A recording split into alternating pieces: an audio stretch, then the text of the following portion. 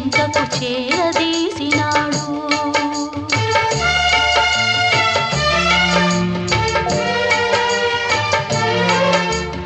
అభమో శుభమో తెలియని లేడి అతనిని నమ్మింది, తన హృదయం పరిచింది.